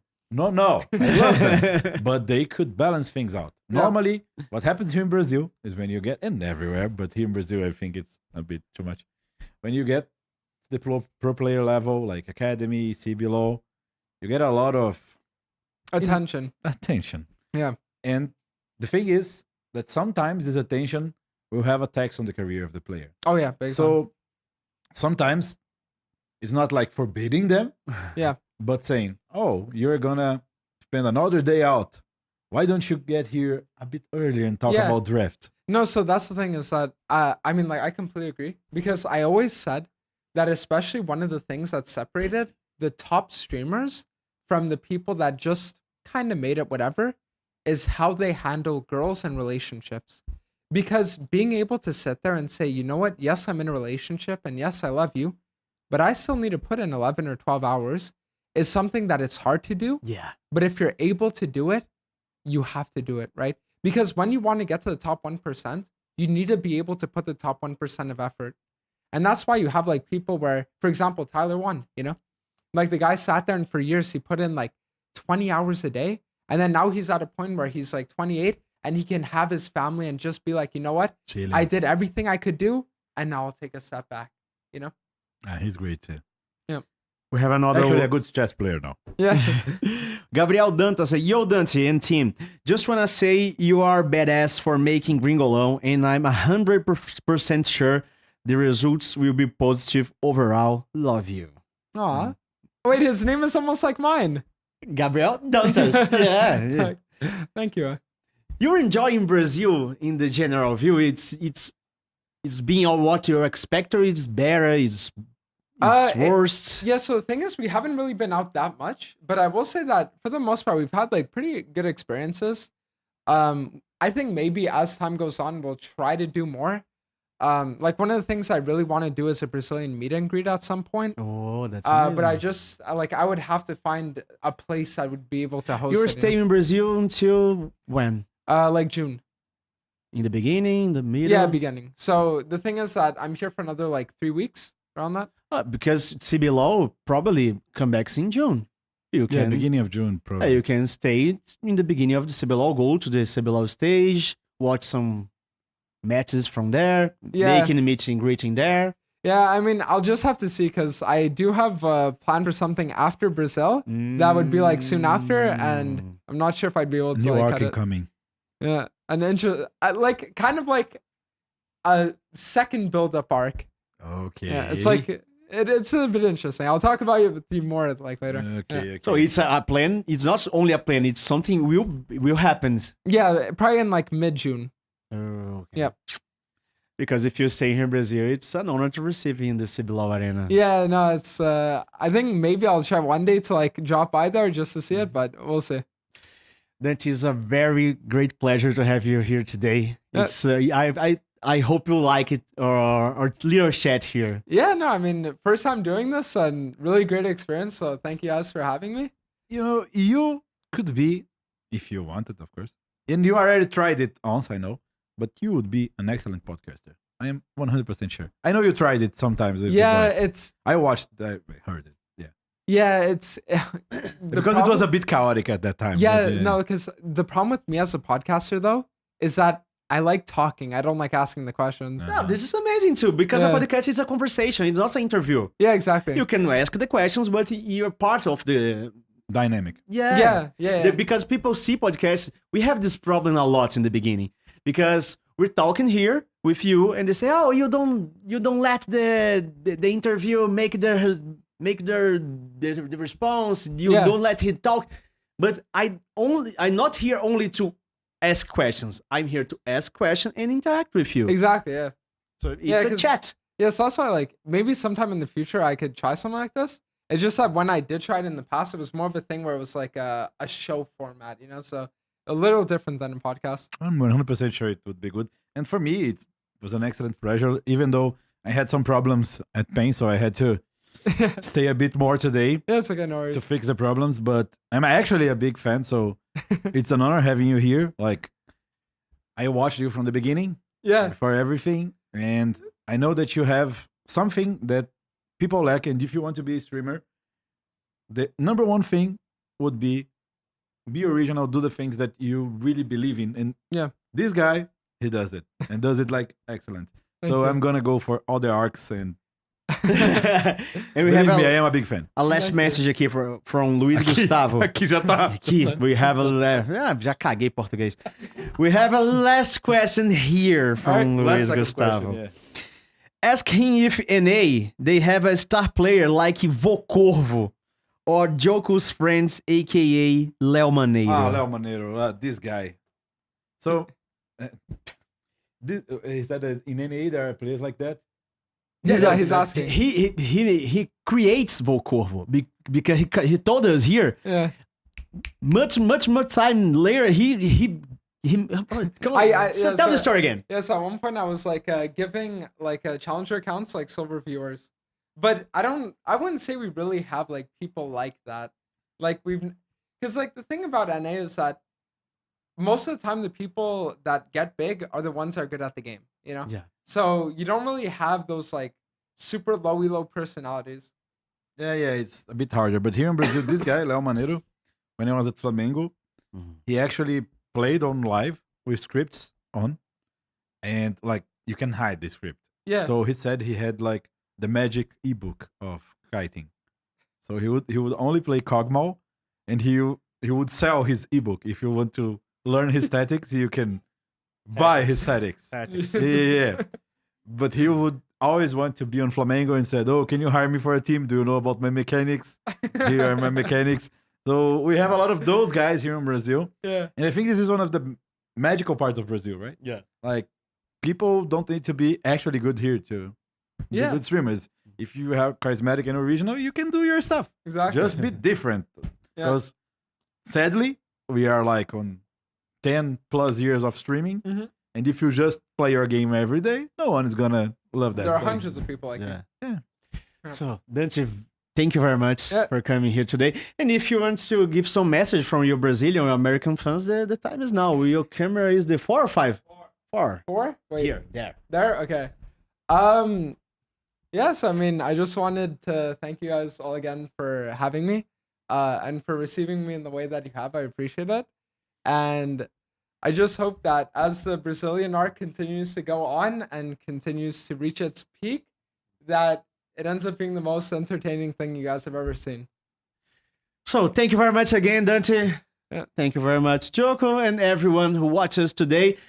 In the next week, we have great programs too. So, in Friday, we release our schedule for next week. So, see you there, and Ciao, ciao. ciao, ciao.